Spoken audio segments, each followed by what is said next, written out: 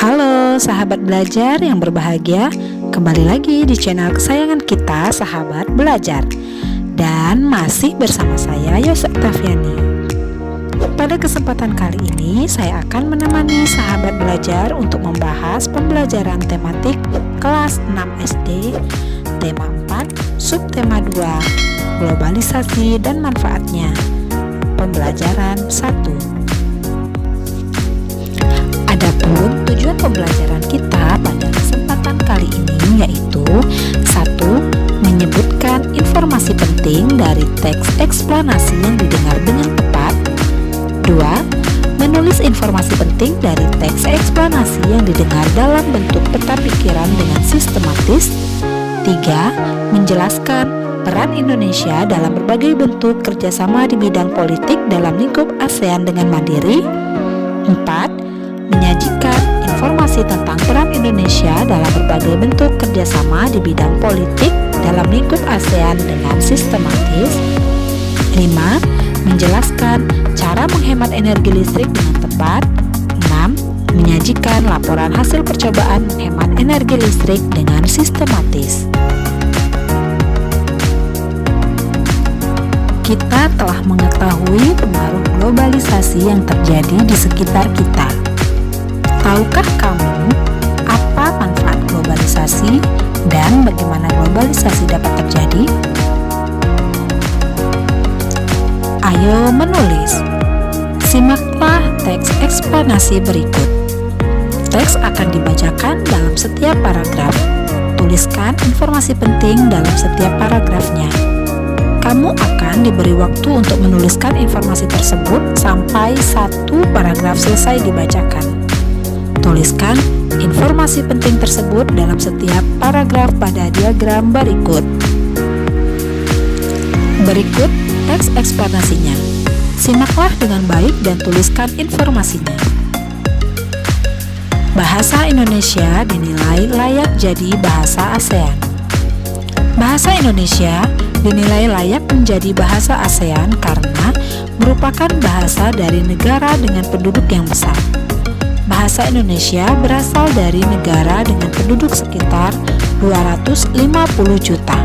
Seharusnya bisa menjadi bahasa ASEAN, kata Guru Besar Tetap Bidang Linguistik Universitas Mataram, Profesor Dr. Mahsun MS, di gelar wicara internasionalisasi bahasa Indonesia di Universitas Negeri Jakarta, Kamis.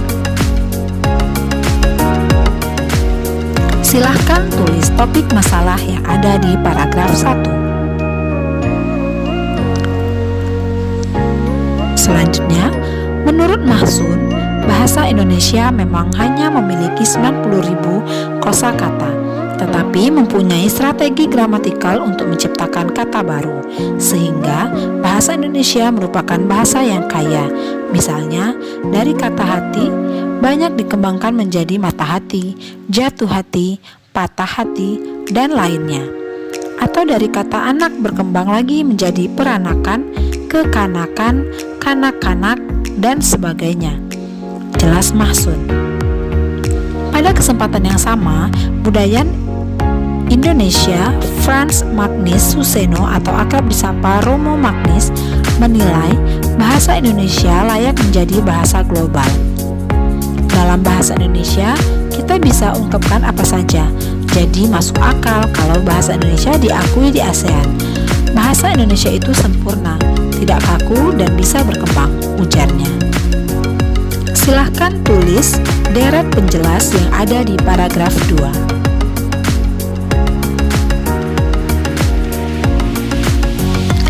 Paragraf selanjutnya, oleh sebab itu, ia menyayangkan semakin banyak generasi saat ini yang merasa lebih percaya diri menggunakan bahasa Inggris sebagai bahasa utama ketimbang menggunakan bahasa Indonesia.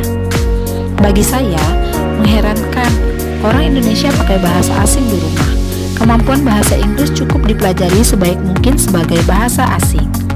Saya dukung orang kita bisa bahasa asing, bisa maju, tetapi kalau bahasa Indonesianya sebagai bahasa ibu diganti, rasanya kosong karena tidak menyentuh ke hati. Jelas Romo Magnis yang belajar bahasa Indonesia sejak tahun 1962 itu. Silahkan tulis deret penjelas yang ada di paragraf 3 dan tuliskan pula simpulan dan pesan atau pendapat pribadi penulis.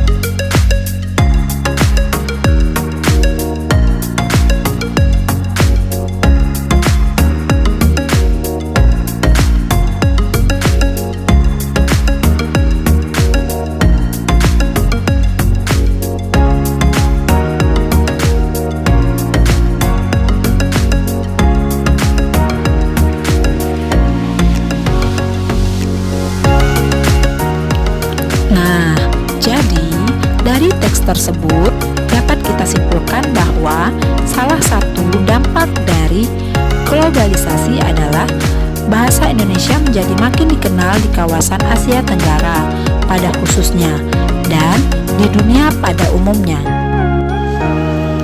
Ayo berdiskusi. Baca kembali dengan teliti informasi penting yang telah kamu temukan dari isi teks yang dibacakan guru. Diskusikan bersama teman tentang jenis kerjasama yang dilakukan Indonesia serta peran Indonesia dalam kerjasama tersebut, dan tuliskan di kolom berikut.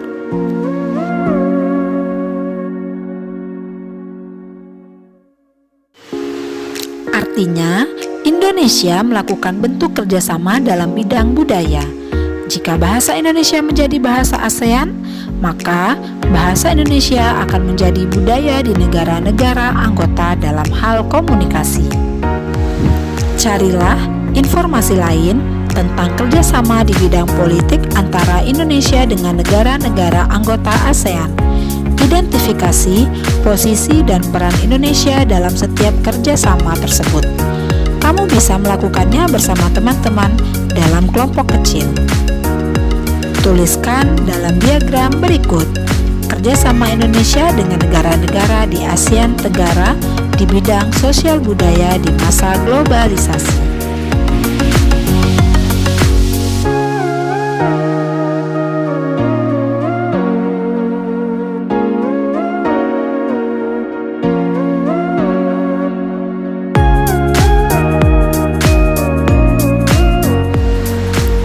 Bagaimana penggunaan energi pada masyarakat Indonesia?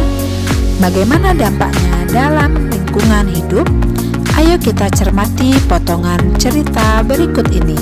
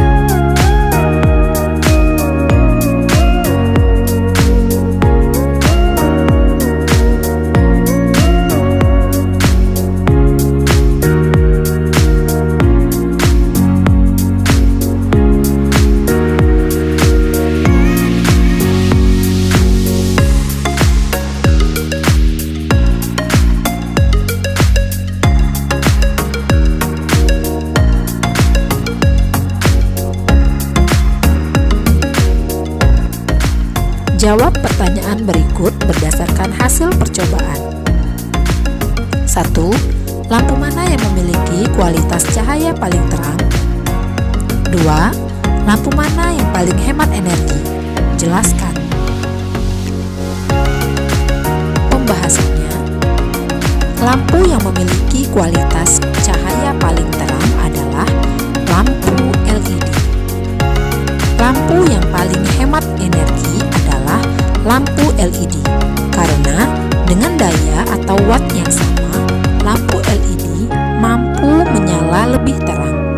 Artinya, jika kita memilih lampu neon atau bohlam, maka kita harus memilih lampu dengan watt yang lebih besar untuk menyamakan tingkat cahaya yang dihasilkan lampu LED. Buatlah laporan dari percobaan pembuktian lampu hemat energi yang kamu lakukan. Buat ke dalam format laporan seperti berikut.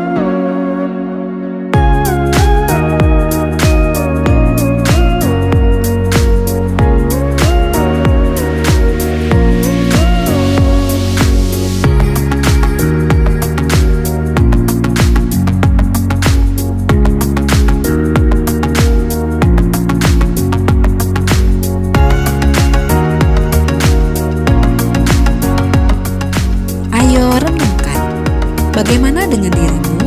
Apakah kamu telah melakukan kebiasaan hidup hemat listrik?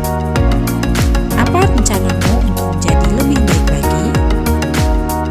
Yuk, ceritakan kegiatanmu hari ini di sekolah tentang pentingnya hidup hemat listrik.